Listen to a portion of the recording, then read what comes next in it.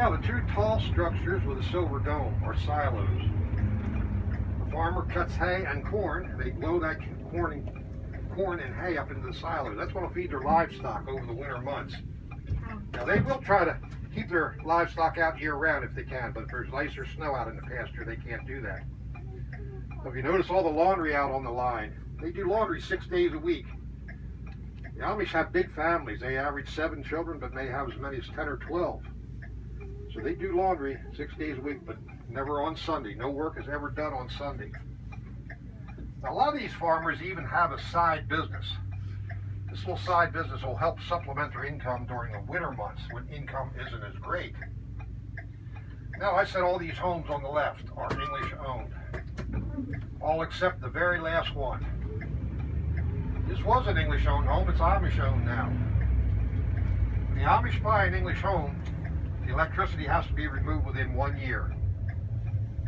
Now, when they moved here, they built a barn in the back. They keep their horse there in the back. They keep their buggy in the garage. Now they have solar panels on the roof of this house, but that's not for electricity. That's to recharge batteries. The Amish depend heavily on batteries. They use them to recharge them. They use 12-volt batteries in their buggies to power the headlights and taillights. They use batteries to power portable lights in the house, but the main lighting source is powered by propane gas, as is their heating source. And now it used to be when the Amish bought an English home, like I said, they had to remove the electricity, but they had to rip out the wiring, outlets, everything. It was quite a mess, quite a lot of work. Now they just remove the meter. But they have 1 year to do that after they buy an English home. Here's a goat. And again, English homes on the right. So you can see right off the bat, Amish and English live as close neighbors.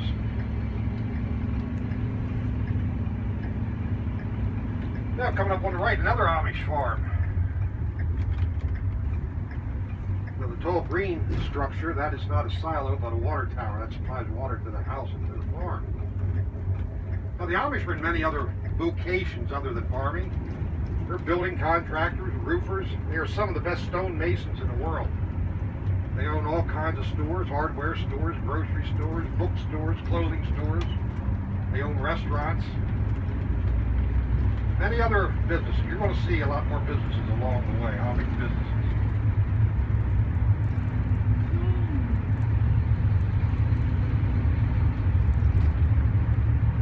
Now coming up on the left, this Amish farm, there is also a business on this farm. I want you to notice the L-shaped building, the gray L-shaped building. This Amish woman runs a material store out of this building. The Amish make 75% of the family's clothes. So they'll come here and buy material. Now English can shop here as well. This isn't for Amish only. Again, you'll see solar panels on the roof. She uses batteries to run her cash register. Now the Amish are allowed to have cell phones, flip phones. If that phone rings in the house, they're not allowed to answer it in the house. They have to go outside. Now if you notice towards this end of the driveway, the second tree, there's a little building there.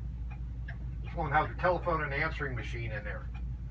People may call up and ask her what her store hours are. Do you have a certain kind of material? How much is it? And she checks her machine several times a day and she'll get back to them. Now they can have a phone in the barn, but they can't have a phone in the house. Like I said, they can have cell phones, but they have to be phones, and if it rings in the house, they have to go outside to answer it.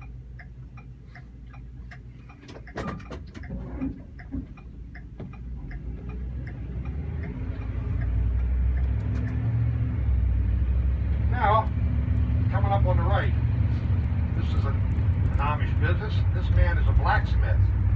He shoes horses. All the Amish have horses, so they'll come to the blacksmith. Get new shoes on a horse. Horse has to be reshoed about every 4 months. The hooves have to be trimmed. The hooves are like human toenails. They have to be trimmed. They cost between $80 and $100 to shoe a horse. You have to make sure they take care of the horse's feet and legs, because the horses are expensive. For the most part, the ones that pull the buggies are retired harness racing horses. They can cost into the thousands of dollars. This farm to the left. Now he also has a business on this farm. You'll notice a lot of farm equipment out there. He repairs farm equipment. He welds it, fixes it. Helps supplement his income. Are those tanks? Now the Amish farms are smaller than the English-owned farms. They average 30 to maybe 100 acres, but they make up about 80% of the farms in Lancaster County. Now the Amish farmers do a thing, they move their crops around. They don't plant the same thing in the same spot for more than 2 years. They did this when they farmed in Europe. Amish are excellent farmers. But if you plant the same thing in the same spot for more than 2 years, this can steal valuable nutrients from the soil. So they move things around every couple of years. The Amish are allowed to vote. They can vote, though they don't vote in a lot of elections. Now, I don't know how the turnout was this year in the presidential election for the Amish, but usually they don't turn out in great numbers. They vote more in elections that may affect them more closely. Local elections, maybe a township supervisor or a zoning officer, something to that effect. The Amish do pay taxes. They pay income tax, property tax, school tax. But the one tax they don't pay into, Social Security. They don't receive Social Security. That's a government handout. Amish do not receive government handouts. Now earlier in the year, the Amish received stimulus checks like we did. But they had to send them back or donate them to charity. If they get caught cashing them, they can get in a lot of trouble with the officials of the Amish community. Well, this buggy in front of us is the most common buggy in Lancaster County. This is a family style. And if you're thinking about buying one, they'll set you back between $3,000 and $7,000, depending what you get on it, like a car.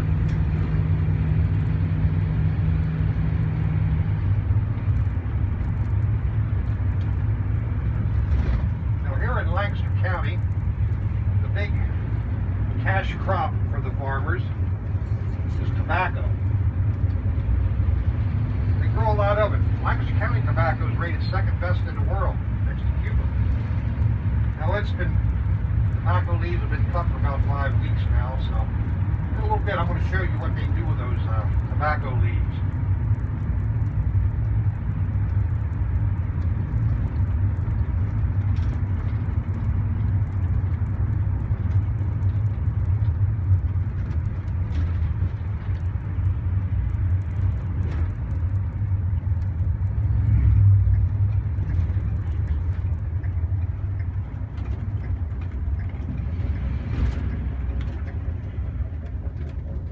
Now, if you look way across the field there, across the road, that's an English-owned farm, big farm. Come forward, see an Amish-owned farm. In front of this Amish-owned farm is an English-owned home. So you have Amish, or English, Amish, English, living close by as neighbors. Everybody gets along. If you have Amish for neighbors, chances are you have pretty good neighbors. Again, you see a lot of laundry out on the clothesline today. They don't have clothes dryers, that's their clothes dryer. They use wringer washers to do the wash.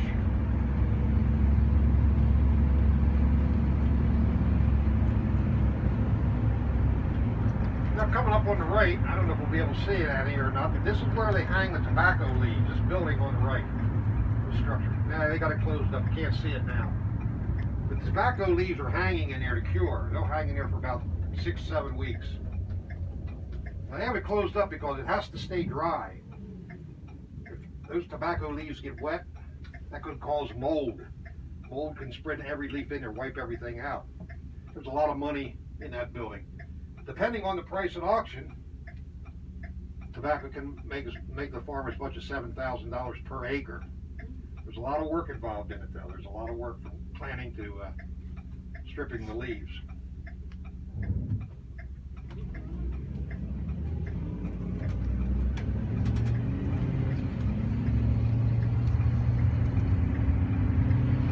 Now we're going to talk a little bit about schools, Amish schools. Coming up on the left, this building is a one-room Amish school. There's 260 one-room schools in Lancaster County. Children go to school 1st through 8th grades. That's it. There's no middle school, no high school, no college, no trade schools, 1st through 8th grades. Their teacher is a young, single female Amish woman, also with an 8th grade education. Now the subject she's going to teach is arithmetic, not math. There's a little difference. Arithmetic's more basic stuff they'll use in their lifetime. English. Prior to starting school, all these children here at home is a dialect of German, Pennsylvania Dutch. So they learn English. U.S. history, geography, penmanship, phonics, spelling. The school day is about the same length as public schools. School year is about the same length. And like the public schools, they shut down for coronavirus. But unlike the public schools, they don't have the luxury of computers or internet since they don't have electricity. But this teacher prepared work for each and every one of her 20 to 30 students and had it sent home to them. The average wage of an Amish school teacher is $6 to $8 per hour. So she's going to teach for 2 to 4 years, and then she'll leave, maybe get married, maybe not. The children don't ride a bus to school. They all live within a mile or less of this school. So they either walk or ride scooters, foot-powered scooters. Amish do not permit bicycles. They feel bicycles can take you too far away from home. So the children will, during the school day, you'll see scooters lined up against the fence. And children and adults use scooters too. Popular mode of transportation for the Amish. But they don't ride school buses. Does anybody have any questions about school? Anything at all? No? I do. Okay. So when you go to school, what happens if you go past 8th grade? Amish do not go past the 8th grade. Oh. They don't go to 8th grade. That's it. Now, what happens when they're done the 8th grade? If their family has a farm, they'll stay on that farm for the rest of their lives, more than likely. Now, they don't have a farm. A boy, Amish boy, may learn a trade with an Amish trade. Part is in German. It's about 3 hours long. They'll have 2 ministers. One minister is going to speak for about 20 to 30 minutes. The next minister will speak for an hour, hour and a half. Plus, other officials in the church can speak. The bishop, the deacon, the elders. So it's quite a long service. Now, after the service is over, they follow Amish tradition by breaking bread. They'll have lunch. Then after lunch, they break down into groups. Women will sit together. Maybe they'll talk about their families. The men will sit together, maybe talk about their farm or work. And can you imagine children after sitting for 3 hours? They're not in any mood to talk. They want to play. Amish children love to play volleyball. That's a sport of choice. So after church, after lunch, they'll set up volleyball nets out in the field, out in the pasture, or in the lawn, and play volleyball into the evening hours on Sunday. Now the Amish children start dating when they're about 16 years old. They may meet someone in their church youth group or another church youth group. Now they're dating. Their courtship period can last any number of years, 1 to 5 years. And you might think, well, 5 years, that's a while, but if a couple's been dating for a while, seriously talking marriage, well, they must make sure they have the right partner, because there's no divorce in the Amish church. Once you're married for life. The only way the Amish can remarry is by death of a spouse. Well, a couple's been dating for a while and they want to get married. Well, they just don't go off and get married. There's steps they have to take. And one of those steps is premarital counseling. They're counseled by the officials of the church, the bishop, the deacon, the elders, the ministers. So they decide they want to get married. Well, the person they have to go see again is the bishop. The bishop's the highest official in the church, by the way. The reason they go to the bishop, he's going to perform the wedding. He sets the date for the wedding. Now here in Lancaster County, we're right at the start of Amish wedding season. End in October, November, December, January, and February. The reason it's held this time of year is harvest is over. The crops are in out of the fields. This is a new beginning to the Amish. Amish weddings are always held on a Tuesday or a Thursday. Usually it's held at the home of the bride. Usually it's a very big affair. They may have as many as 200 to 500 guests. Family or friends may come from out of state.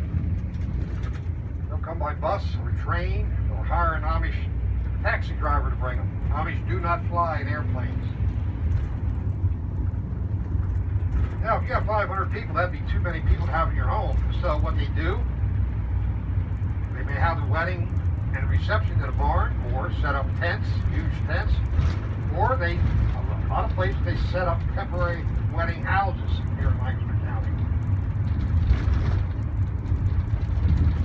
Now you might think 500 people would be a lot of people to feed. Well, the wedding is not catered.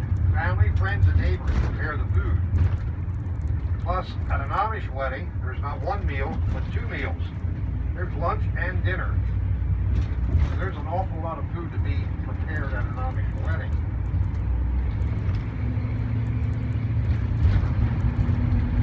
Now here on the right, coming up, this is an Amish business, the bookstore. Now they have English titles in there as well, so English can shop in there. But that's another example of many different Amish businesses here in Lancaster County. Now here in Lancaster County, there is a lot of small volunteer fire companies. A lot of these fire companies wouldn't exist if it weren't for the Amish being members. They wouldn't have enough members. But the Amish are active members of these fire companies. Now they're not allowed to drive the fire engines, of course, but they can operate the equipment at the fires. They help with fundraisers. They're very active in these fire companies. There's a couple of Amish fire chiefs here in Lancaster County.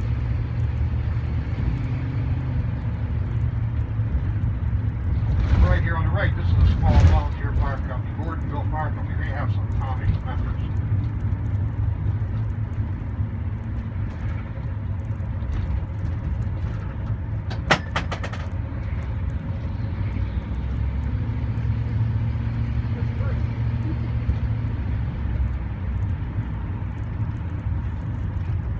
This is all Amish farmland. This is known as the Garden Spot of Pennsylvania. Produce more per acre here than any other place in Pennsylvania.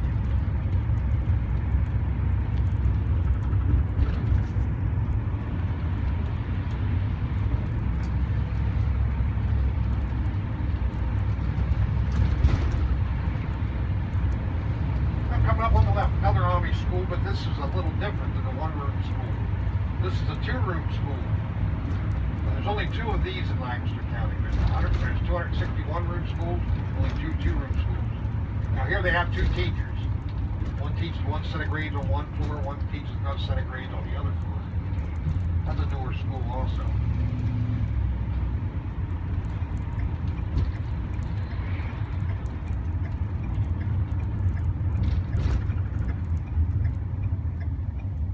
Well, as I said, the Amish have big families. They can average 7 children, but it may have as many as 10 or 12. So they're going to start having children soon after they're married. Now here in Lancaster County, most all the babies are born at home, and the baby's delivered by a midwife. Or they could go to birthing centers. They have a few of them here in Lancaster County. And they go there, and the baby again is delivered by a midwife. Now, should complications arise, they will go to English doctors, English hospitals, since there's no such thing as an Amish doctor. Now, the Amish do not have medical insurance, health insurance. They prefer natural cures, natural remedies. Say if they have aches or pain, maybe a bad back, or don't go to chiropractors. There's lot of them here in Lancaster County. But if need be, they will go to English doctors, English hospitals. For example, if someone has appendicitis, they'll go to an English hospital. English doctor will operate on them. Now that doctor knows they don't have insurance. He's willing to work with them. They can negotiate a price. Now, the family has a serious medical illness, which may be cancer or open heart surgery. The family can't pay their bills. The bills are just overwhelming. The Amish community will come together and help that family pay their bills. They may have fundraisers of some type, benefit auctions, anything to help that family pay their bills. I want you to keep in mind, the Amish take care of their own from cradle to grave. They're a very close-knit community. God, family and community is the most important thing to the Amish.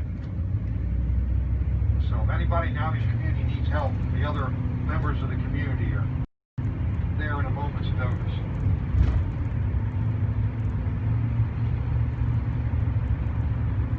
The Amish do not serve in the military. They're exempt from military service. They're peace-loving people. They live by the Bible. They live by the Bible verse, love your enemy, turn the other cheek. Now, when the Amish were still in Europe, in France, around 1813, some Amish were drafted into Napoleon's army.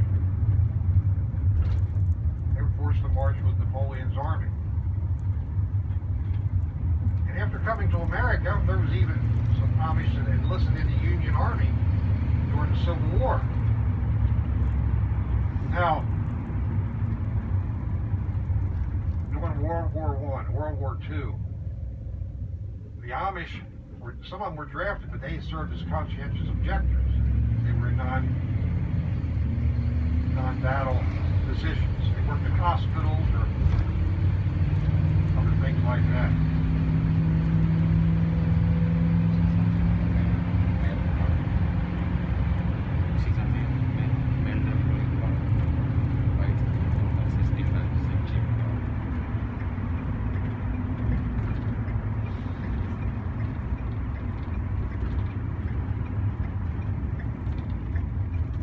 Most all the Amish, just about all of them, have gardens, whether it be on a farm or in a home. So these first three homes on the left are English owned. The next three are Amish owned. Now these Amish had beautiful gardens earlier in the season. They're dug up now, of course, but they have beautiful gardens, beautiful lawns, beautiful homes. Amish women do a lot of canning during the summer months. They'll can hundreds and hundreds and hundreds of jars to hold them over the winter months. But the homes are beautiful. Very neat, very neat.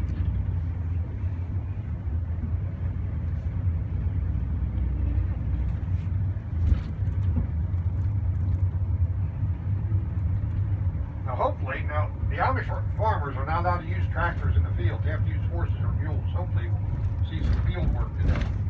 Here on the left, another one-room Amish school.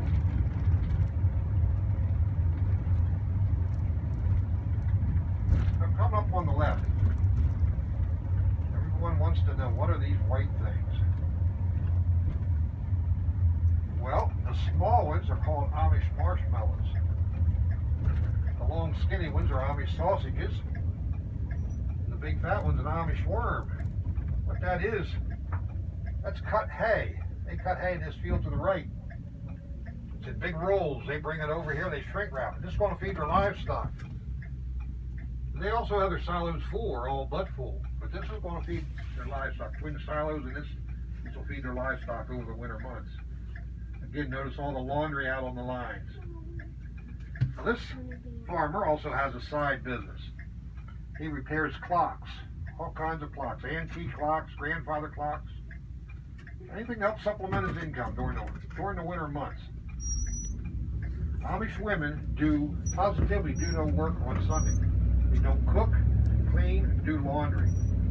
All the food prep for Sunday is done on Saturday.